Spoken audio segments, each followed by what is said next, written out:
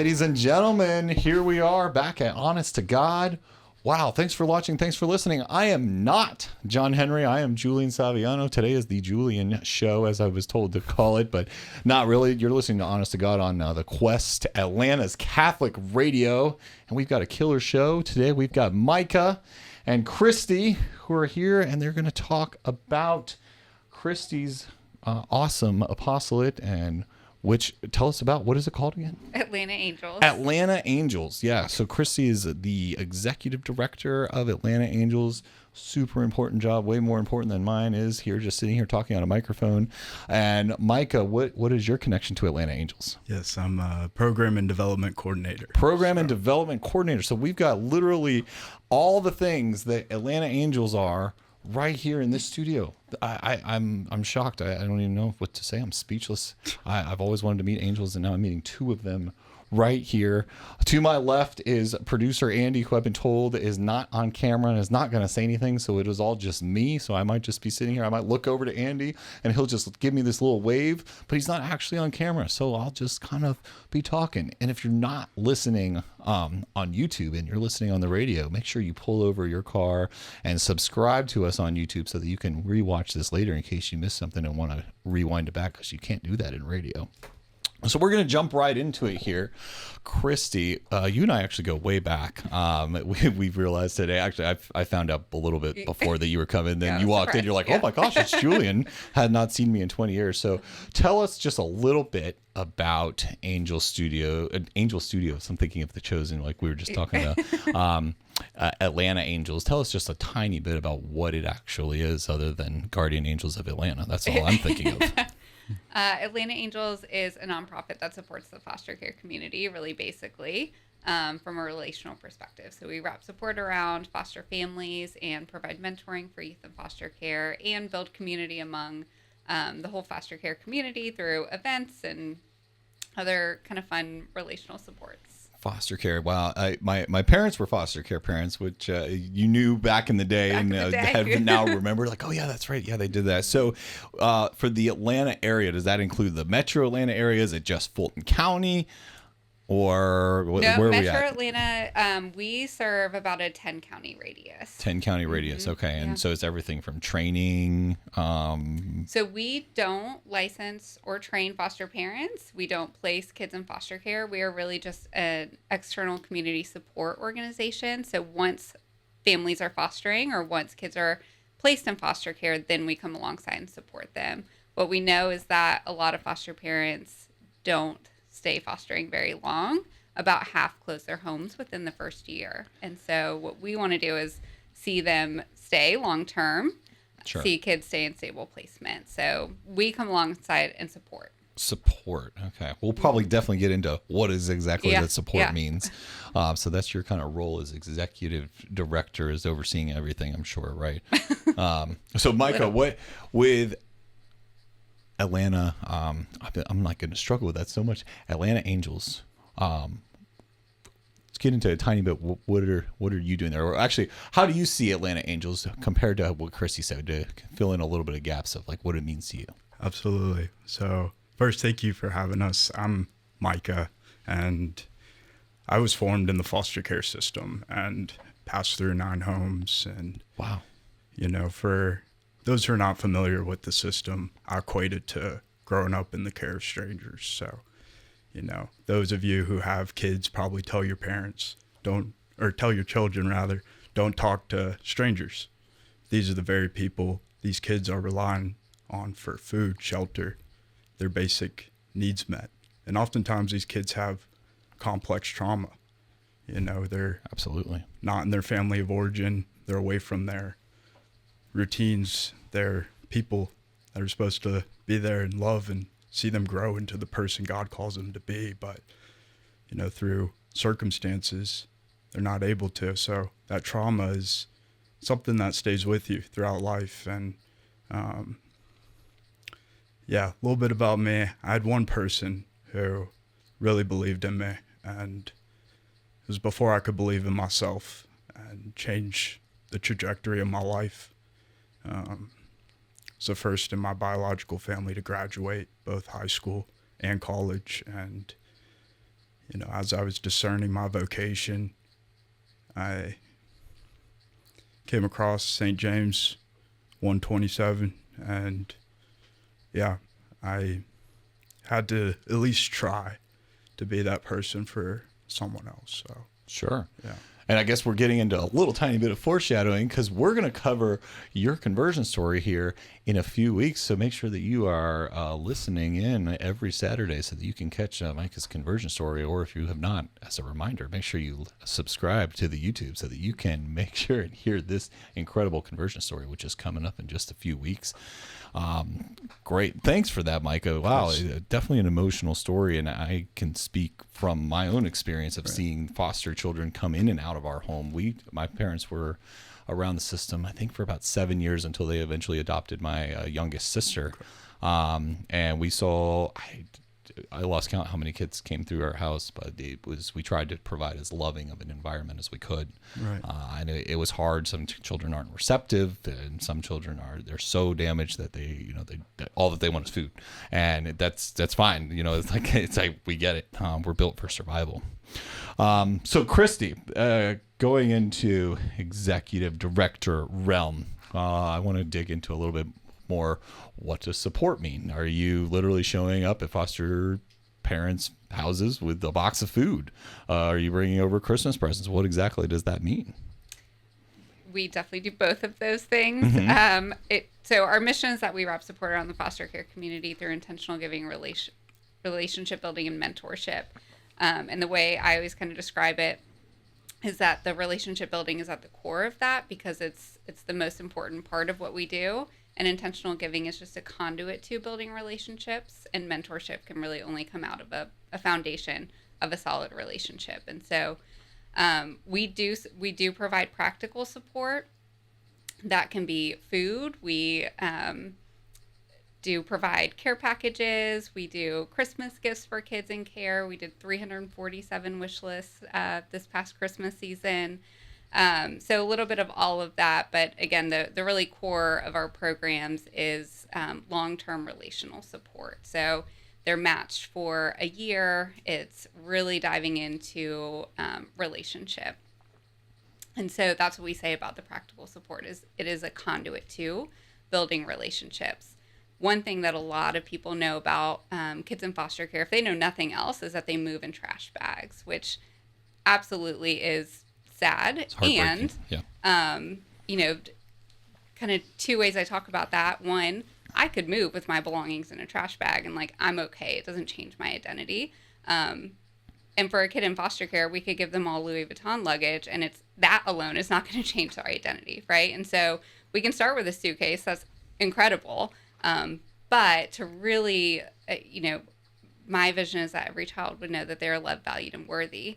And that's going to come by showing up over and over again. It's going to come through relationship. And so that's what support looks like is, we say if we bring a meal, we stay and eat it with you. It's not just dropping off. It's not a porch. We did do that because we launched in COVID. And so that was, required for some time. But it's really building that relationship through conversation, through spending time, through showing up, even when it's hard. Wow. Okay. So I'm a brand new foster parent and little Susie's just moved in. I can call you and say, I don't really know what to do. She's literally coming to my door all throughout the night and screaming her head off because she's scared. What do I do? And so I can come to you and you can be that support for me, or you would connect me with somebody.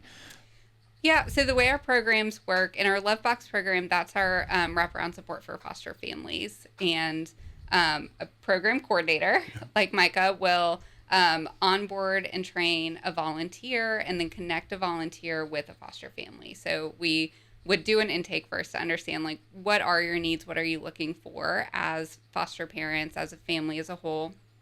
And then we would connect you with a volunteer who has the capacity to meet those needs. Some need more time, babysitting, maybe some carpooling. Some need more of the practical or financial support. And so we match really intentionally because we want it to be a long-term relationship.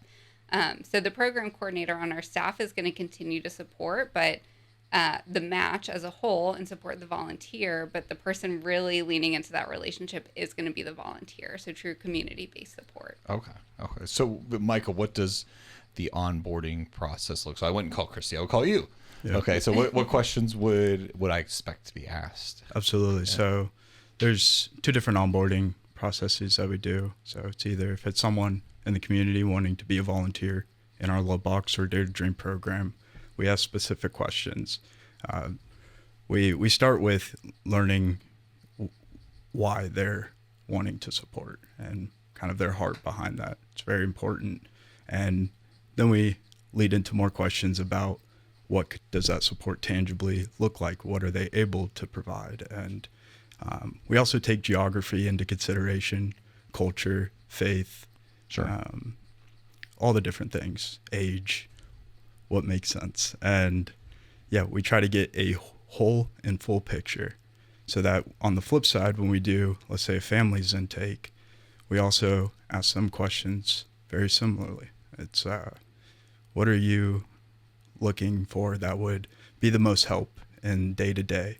And in Love Box, it really stuck with me when not one but multiple foster parents told me that having a volunteer, being a listening ear, was the most impactful, because our volunteers bring a lot of goods and a lot of good household resources, and whether it's tissue paper or cleaning products, all sorts of things, meals, but just that relational component of it, it's what sticks with those in foster care. And so that's our Love Box program. So with Dare to Dream, we also take everything into consideration, because we want these pairings, we call them matches, to be a lifelong match, essentially. Okay. That's what the program coordinators are seeing it through that lens. But it is a year-long commitment where we're reasonable, but that's what we're looking for. And so when we do a Dare to Dream intake, so youth aged 11 to 22, we're looking at life milestones. So think back to when you got your first permit, the process for that. Did you have a parent that helped you? Yes, I did. I had a parent who guided me through the book to learn how to take the test, and we went through chapter by chapter, and she quizzed me along the way. Okay. And let's say you struggled in a class and you brought your report card home and you weren't doing too well, and your parents said, let's get you a tutor. Did that ever happen? They did happen, yes. Okay. So there's things like that we take into consideration, and so that the volunteers from the community, whether they want to be a mentor or support a foster family, but if they want to be a mentor, we could potentially match them with someone who does tutoring on the side, or someone that could walk them through the life milestone of getting their first permit and their driver's permit, and setting them up for success. Because once they age out of foster care, there's no safety net unless they have community. And so it's not just the individual matches that we have in our programs. They also have access to our whole Atlanta Angels community, and that's what is really profound and powerful. Wow. I'm speechless, but I'm not allowed to be speechless on air. We've tried to do contemplative silence in the past, and it has not worked. But I'm just trying to take all of this in. Man, okay, so is there an age requirement, I say? So if, say, my son's 14 and he wants to be a mentor, is that possible? It's not possible in the sense where he would be the primary, person matched with the youth. Okay. But we would invite, you to potentially be a mentor and have your son be involved as well, as it makes sense. So if you were going out to do something fun, let's say going to Six Flags, or, going to the pool this summer, Okay. Dave and Buster's. Dave and Buster's. Something fun. Yes. Okay. Inviting them in too, because we want these kids to achieve felt safety. That's the critical part, is learning to trust. And in achieving felt safety, everything changes for these kids. It's very beautiful when you witness it happen. And it does take healthy relationships. And foster care, there's something about it in the way it's designed where through no fault of your own as a kid growing up in the system, you feel like there's something inherently wrong with you. And it's just the circumstances, but It's just a wound. yes, Mm-hmm. it's a wound. And yeah, it can be hard to trust when you don't feel that you're worthy of healthy relationships because you don't even know what they are. Right. And so introducing someone like your son and you going out doing something fun, yeah, it sparks connection and that trust to get to the safety. Hmm. Yeah. Well, I can see Christy definitely knows what she's doing with hiring such an amazing program director like Micah right here.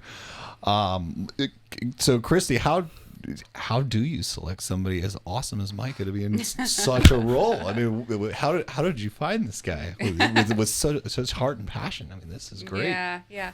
No, it that was kind of a funny story because we had just said we were a really small team at the time. We now have 13 on our team, and it's been really incredible to see. Still small, 13. Still small, but I mean, when we launched, I had a full-time job and was doing this on the side, and we had a board of directors, and then I became the first employee, and then we hired, 2 more, and now we're serving over 150 kids a month. And so, in 5 years, it's grown a lot, and it's been really incredible. But we had just said we're not gonna have interns moving forward, or at least we're gonna take a break. And the director at the school, he was at KSU, emailed me and was like, I've got someone, who wants to interview, and he actually has lived experience. I think he'd be a great fit. And I was like, all right, send him in.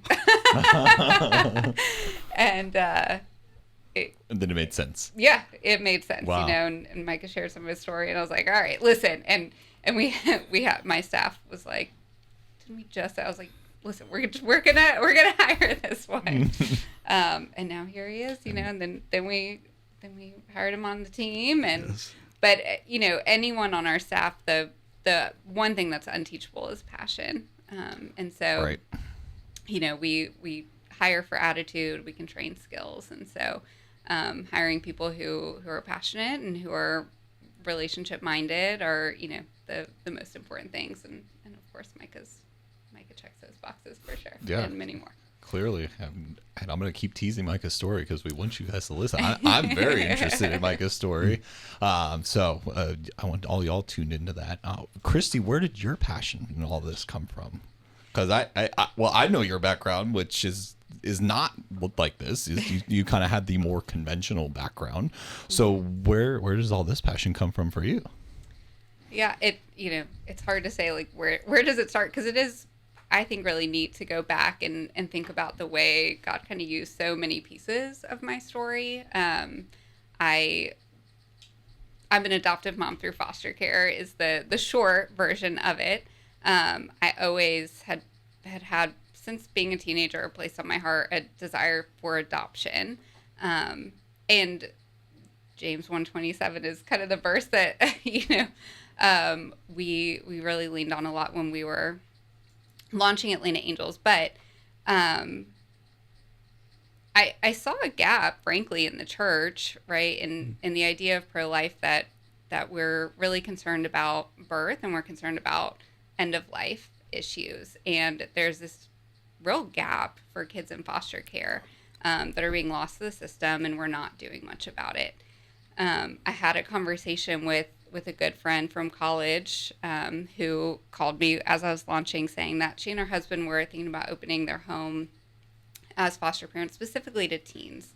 And they had 4 young kids in the home, and she went to several of her Catholic friends who basically advised them not to, said, you've got young kids at the home, that's probably not a good idea. It's not worth it, essentially, is what they say, and I just remember my heart breaking and saying to her, like, every kid is worth it, right? And if that's the attitude, no wonder these kids are aging out and not feeling worthy, or their outcomes are what they are, which is that about 3% make it to college, 20% are immediately homeless upon aging out, over half will be unemployed at age 24. And kind of the backwards lens look is that over half of our homeless population spent time in foster care, and 75% of our prison population. And so something's not working. And, so having those experiences, this kind of call toward adoption, our story's really kind of unique. We were walking through infertility. We were thinking about adoption, but kind of a down the road sort of thing.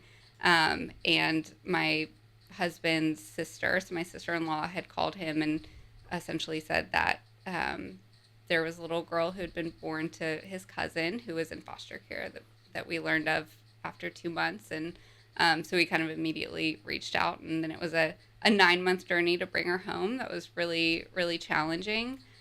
We were out of state, so it was a really challenging process. And we spent 6 months driving every weekend from North Carolina to Georgia to spend with her, because we wanted to make sure that she knew us. And kind of at 11 months was able to bring her home, but a lot of heartache, a lot of grief, and a lot of frustration with the system through that process, where everyone was kind of saying we were on the same page, and everyone was saying we want what's best for her, Riley, and but really seeing in action that that's not what was happening. And really, Adam and I fought really hard for her. Sure. And unfortunately, there's a lot of kids that don't have someone who's fighting day in, day out for that outcome. And so I understand why foster parents close their doors or stop fostering. There were so many days where I was like, this is crazy. Like, it just felt just unlike anything else. And so, seeing firsthand the lack of support for foster parents, learning more and more about the outcomes. And because, my daughter was adopted through the system, every time I hear one of the statistics like I just shared, it feels really personal for me, because when I hear those, I think that could have been my daughter. Yeah. And, most people are able to think of it as a number. And, my hope is always that more people think about the numbers as actual kids, right? And they do take it more personally, because these are kids in our communities and, your children's schools, and who are in this situation not by choice. Right. They're truly among us. Is there, so obviously there's still a need for good foster families. Have you seen people that have come in as mentors that then make a decision later to become foster parents? Or is it a lot of times they are former foster parents or former foster children being, this is probably more of a question for you, Micah. So are you seeing some people that say, wow, I'm really enjoying being a mentor, I want to be a foster parent? Yes, yeah, and that's something unique about our programs is you don't have to jump in the deep end. If Right. you feel or you're discerning that you're being called to foster or open your home, or even called to anything that speaks to you today, it's a unique opportunity, because you're supporting those in foster care. And in turn, that's something that you could think about and pray later on if it makes sense. And we do have plenty of mentors who've come through, and it's always very beautiful to see, very restorative when someone with lived experience steps up as a mentor. It's a unique perspective, whether it's a foster parent or former foster youth, someone that's seeing it from the inside out.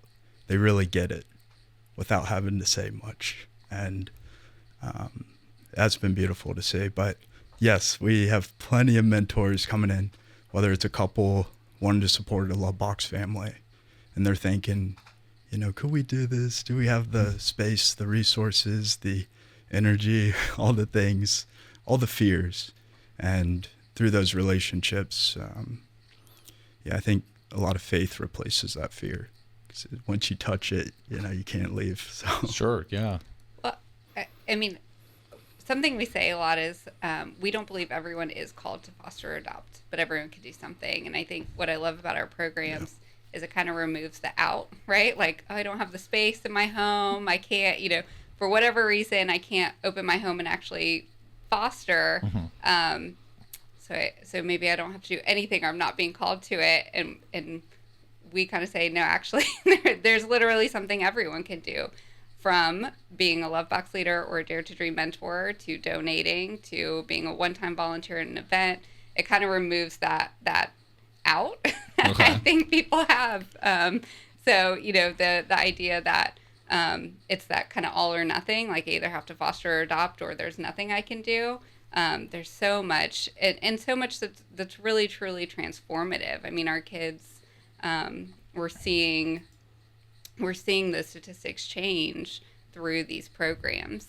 And so some might decide to become foster parents, but some might be called just to this support. Wow, that's fantastic. And I know, Micah, you mentioned faith. Is there a lot of faith in what you guys do? A lot of prayer. I mean, I know it's probably not necessarily is it a Christian organization as a whole? I mean, it's got obviously a Christian name, being faith-based name, Atlanta Angels. Yeah, so we're not structured as a Catholic 501(c), but I personally am Catholic and go to mass frequently. Good. And yes, spend time with Christ, and Right, which we're going to talk about in his conversion story. as you know, and it definitely informs my approach to the work. It's very interior. I consider myself a steward of foster care, so Right. don't let the suit fool you. As Christy mentioned earlier, I was one of those kids with the Walmart trash bags carrying around my stuff, but I do it to represent the kids well. Good. And yeah, through our healthy relationships that we provide, both the children, youth, and families, Yeah. all three, we ensure that their inherent dignity is protected, and Awesome. that I hate to cut you off, Micah, but we Yeah, are very I see you close keep- to commercial break. you keep looking at the clock. Yeah, so. yeah. So we're gonna be right back. Okay. I want to hear some crazy stories. I think that they're gonna share with us of a success. But we'll get back to that in just a second. You're deal. listening to Honest to God on AM 1160, The Quest, Atlanta's Catholic Radio.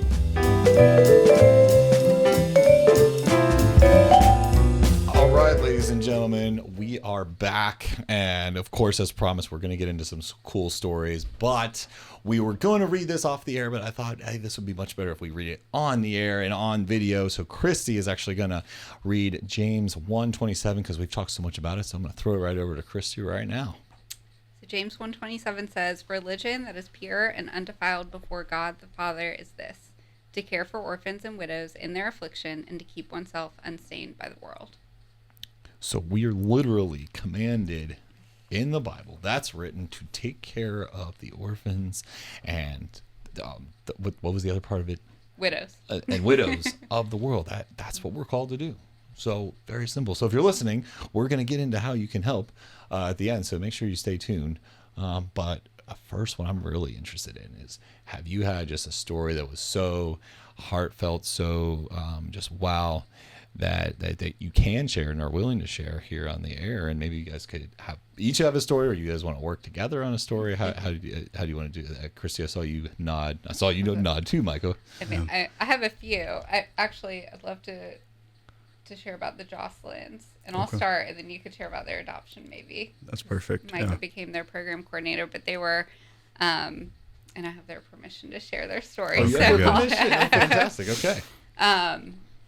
well, I mean, they've given me their permission a few times, but they were one of our first referred families. So, one of our goals is foster parent retention. They were new foster parents. I think they were like several months in. They had a sibling set of 2 girls, and we're already feeling like we're not sure if we can continue. Thinking about closing their home, got referred to us. We got them matched with a Love Box leader in our Love Box program.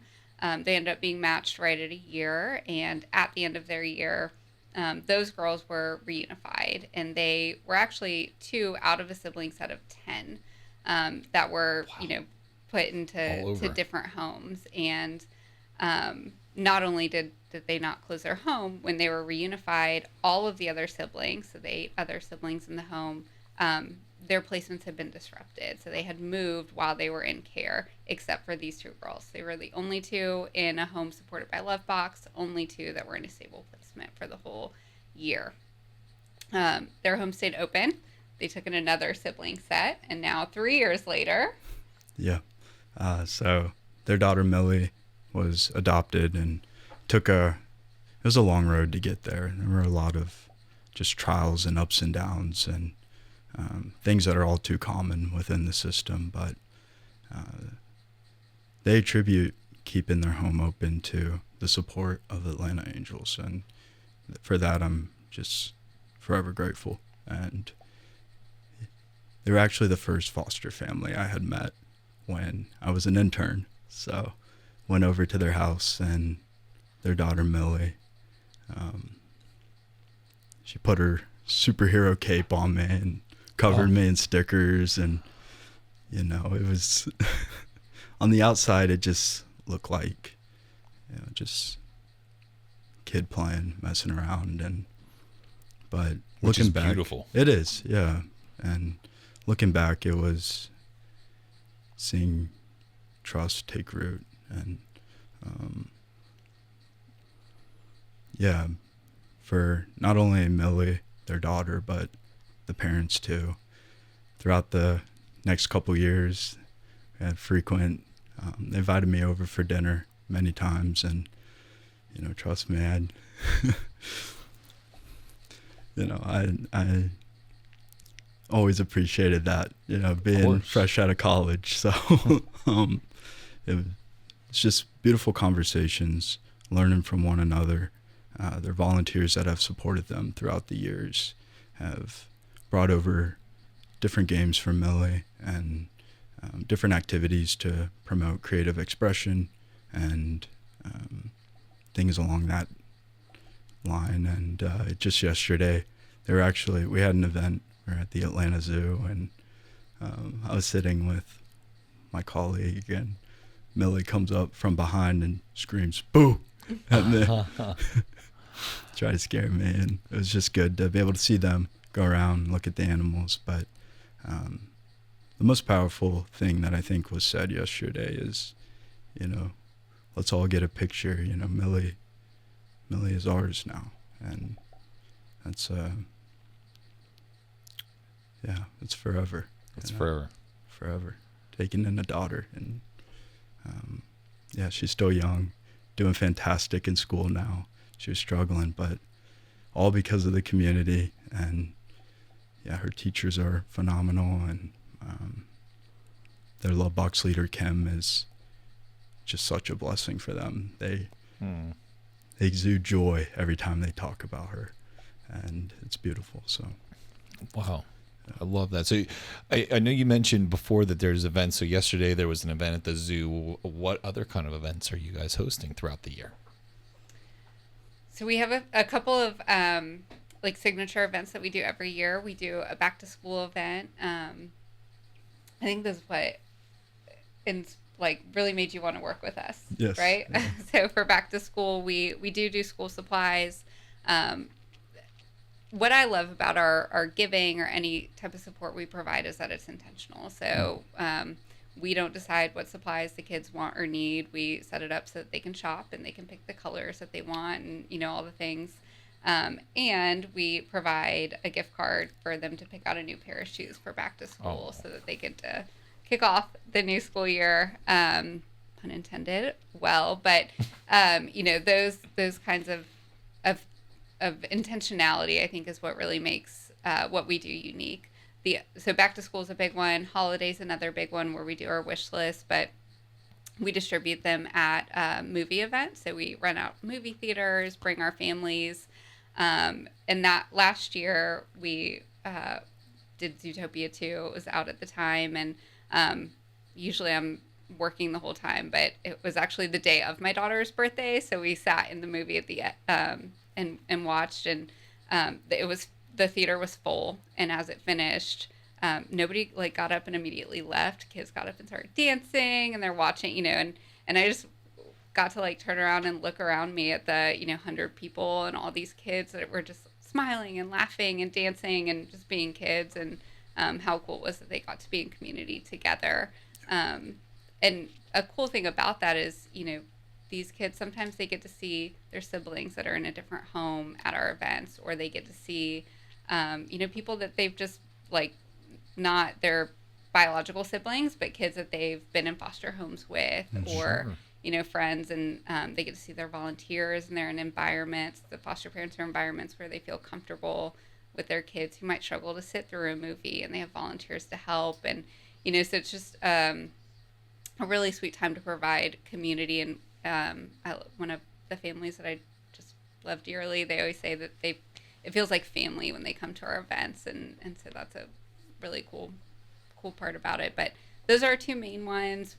Other ones kind of shift throughout the year. We've like rented out skating rinks and done parties, sparkles and Hot Wheels, and we've done a Braves game. We've done we're gonna do a Slumu field trip to let them go play with slime.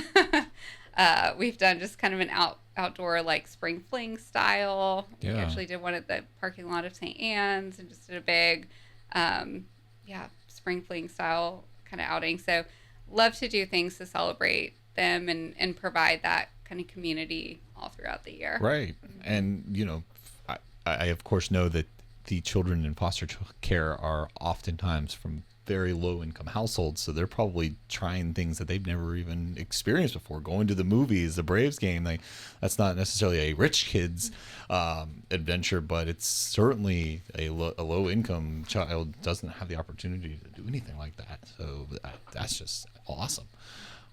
Wow. I know that my sister, who we adopted, she had a brother who they were separated, and he would visit sometimes. And as they got older, I actually took him to a Braves game a few years ago, and he had never been to a Braves game, and he was 26 years old.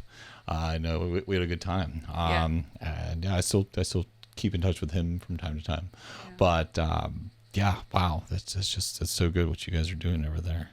Okay, so I know you explained it a little bit, that there's Love Box and Dare to Dream, but I'm struggling to understand the difference. Can you kind of really give me the concrete of let's just start with Love Box, Micah. You explain Love Box, and then Christy explain Dare to Dream, because I think that'll help distinguish each one. So Love Box, what is that exactly? Yeah, absolutely. So Love Box is so we have it so a volunteer would walk with one foster family, and what that looks like is monthly support, whether it's words of encouragement, practical items, household resources, or fun activities, supplies, just things to promote family unity. And that's a 1-year commitment. 1-year commitment with one foster family. Correct. Okay. Yes.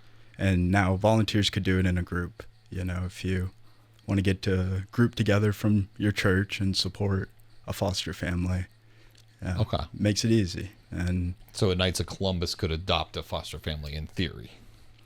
We do require there's one Love Box leader Yes. or two max, because it's so relational, right? So we don't want somebody different coming to the home every month.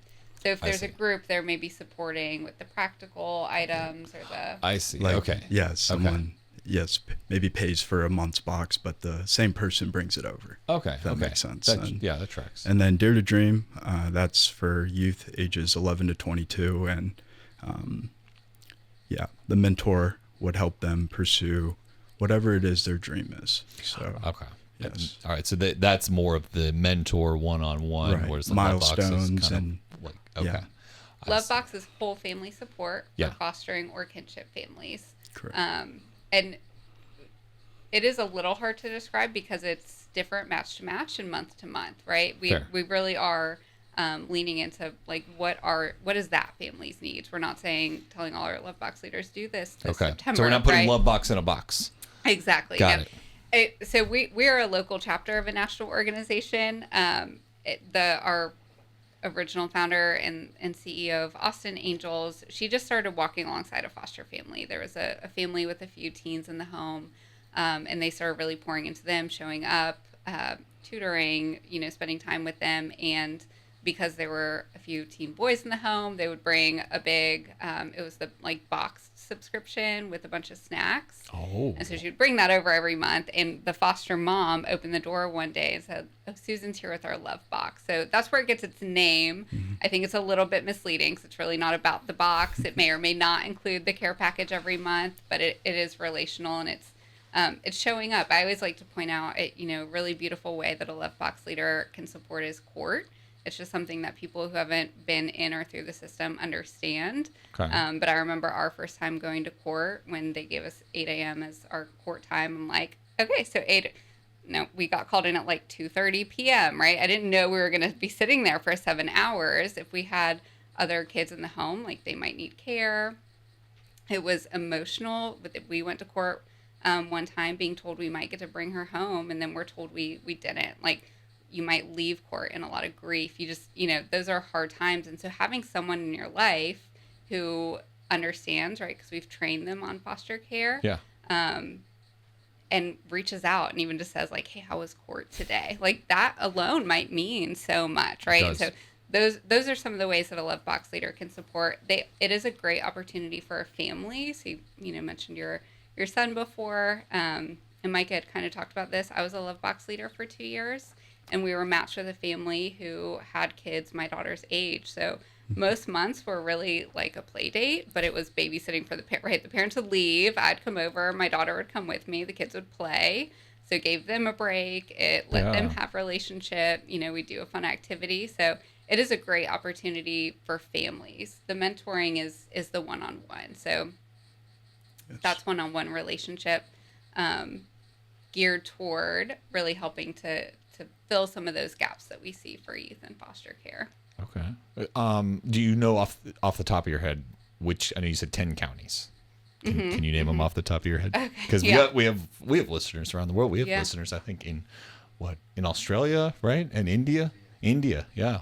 Actually, we're not in India. Not in yet. India. Okay, not yet. All right, keep praying, we guys. are though we're in 18 cities across the country, but here in Metro Atlanta, we're in Cherokee, Cobb, Douglas, Fayette, Forsyth, Fulton, Gwinnett. What am I missing? Did I say DeKalb? You do not say DeKalb. DeKalb. Okay, that's 8. I'm getting counted now. I'm missing we said, something. Clayton? Cobb. Clayton. Okay. Yes, we are in Clayton. We've been in Henry. Douglas. We've been in Douglas. I will say right now we're really actively accepting referrals from Cobb, Gwinnett, Forsyth, Fulton, DeKalb. Okay. I could see those being very heavy. Yes. Yeah. Yeah. Those are kind of our primary. Sure. Mm-hmm. Sure. Wow. Yeah, that's incredible. Do you ever have, and this is just me thinking of one of my strong skill sets, do you ever have recruiting events that people can come to or see, or not really? Recruiting for mentors and volunteers? Oh, yeah. So we do discovery sessions every single week. That's the first step to becoming a volunteer. Okay. We do, I think we have 3 scheduled every week to come and learn about the programs, the expectations, the requirements, and then it's an individual intake call. We also do have, I've talked a lot about our events geared toward our families, but we have a golf tournament every year. We have a gala every year. We've got a networking event for professionals in philanthropy coming up called Champions for Children in May. So yeah, some cool events for supporters as opposed to the families. Mm-hmm. That's fantastic. Okay. And so we've got one of our millions of listeners listening right now, and they're saying, wow, I'm feeling called to help with this. What should they do? They can go to atlantaangels.org. Everything's on the website. Mm-hmm. They can look at how to become a volunteer. We've got a page called Become a Volunteer, a page called Become a Mentor. Or if they're really limited on time, they could become a donor. It does take funding to run these programs, and so we've got our Angel Alliance, our monthly supporters who really sustain our programs behind the scenes. Okay. And what if they wanted to reach out to one of you guys directly, or is that not even possible? Yeah. They can do that. absolutely reach out to us. Okay. So, Yes. are you able to share Yes. your emails? Yeah, so it's Micah, MICAH, at atlantaangels.org. Okay. I will Micah. answer any and all. And I'm Christy, At CHRISTIE, at atlantaangels.org. Yep. And we have a team page on our website, too. And where that's they can find us. CHRISTE. IE. IE. Yep. I should have known that. Okay. At atlantaangels.org. If you guys want to help out, this is just an incredible organization, which I've loved hearing some. And do you guys have we've got, I don't know, about 9 minutes, and we're gonna play a little game here at the very end that you guys are completely unaware of what we're gonna do with this. Okay. But do you have any other like kind of final stories? I was gonna try and see if we could hold one final awesome story of We told a story from, well, I have two. I don't know. I have two. Oh, let's go. Okay. Oh, well, you said you have two. I mean, we I have two. I Maybe have we won't have so time for the many. I have game. so many. But Let's go with two. Yeah. We've got one, and we have a video actually, so you can find the video on YouTube. Atlanta Angels Dare to Dream Impact Story. Josh, not his real name. For We his will link it in privacy, the show but notes, as a matter of fact. Awesome. Link it in the show notes. It's such a cool story. He was he needed tutoring, and so we first connected him with a tutor through KSU. The tutor, as he was working with Josh, said, really would love to support him outside of just, I think math is what they were working on. And so he went through the process to become his Dare to Dream mentor.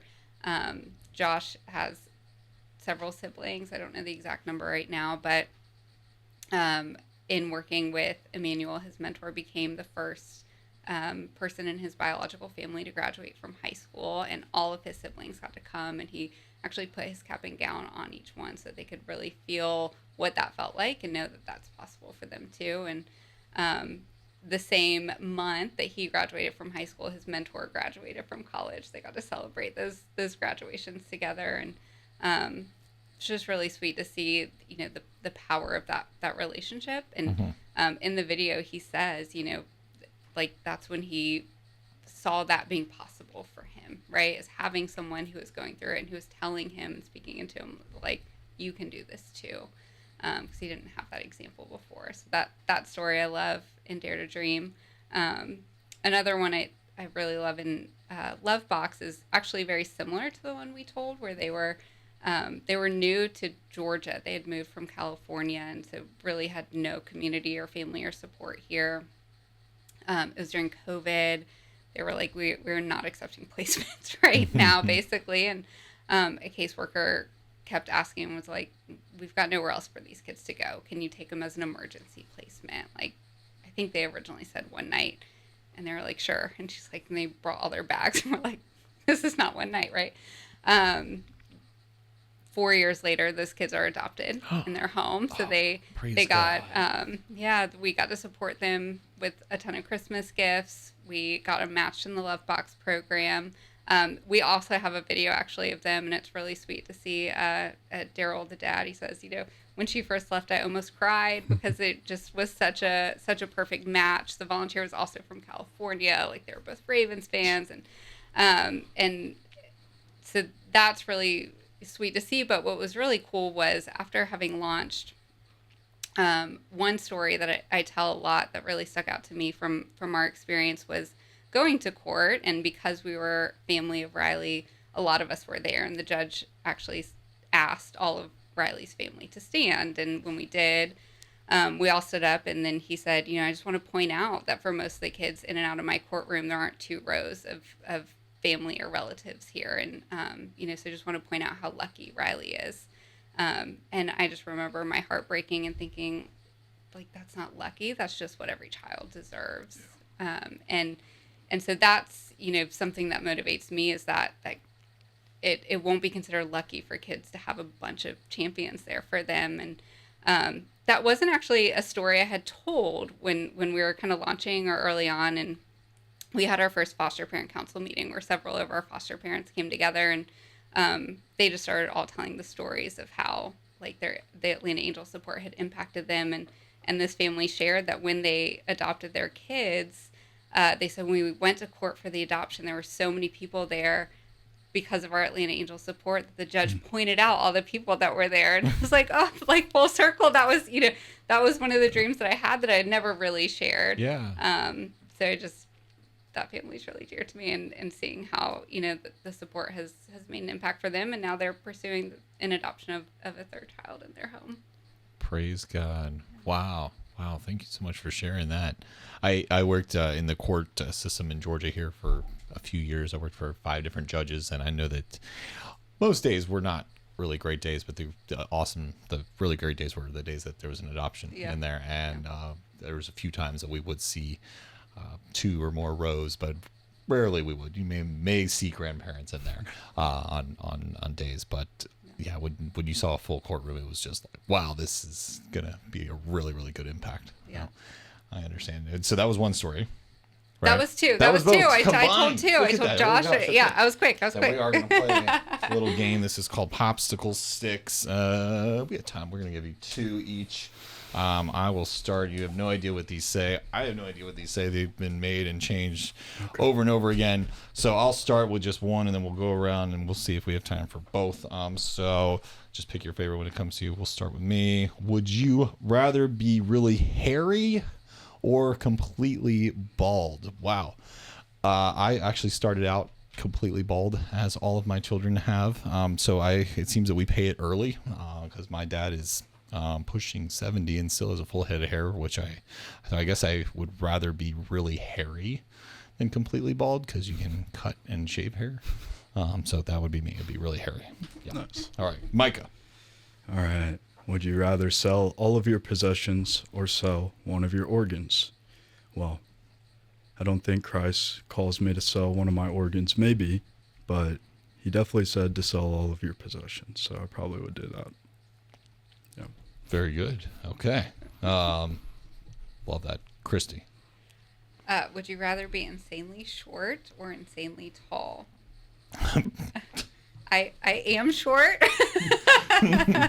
So I would say short. I actually feel uncomfortable when I'm taller than people because it's so rare. So when you It put on feels your great. 7-inch stilettos, you're like, this feels weird. It does feel weird, yeah. Okay. I can reach the top shelf now. I don't have to ask, excuse me, sir. Okay. All right. Mine. Have you ever had a near-death experience? And I guess the answer is yes. When I was very away from the church, I went to this music festival and somehow lost sense of reality. We don't really need to get into how that happened, but thought that I was going to die. And I can actually remember it literally just my entire world going almost nearly black. And then everything came through, and then a guy literally dressed in a Jesus costume walked by me. And it was in that moment, actually, that I realized that I needed to get back into my faith. So I have had a near-death experience, and it brought me right back to Jesus. Yeah. There you go. Would you rather be covered in fur or covered in scales? I think with the Atlanta heat coming, probably scales. Keep yourself cooler that way. Yeah. Okay. That's a good way to think about it. Would I rather be forced to eat only spicy food or only bland food? Spicy. Spicy? Okay. You like it Spicy. spicy. All right. Fantastic. Okay. Cool. Well, look at that. We are now, I don't have to cut anybody off. This is great. As we heard, we had Christy and Micah here. If you, in like 10 words or less, could give me a pitch as to why a foster or a mentor should give you guys a call. Micah, go.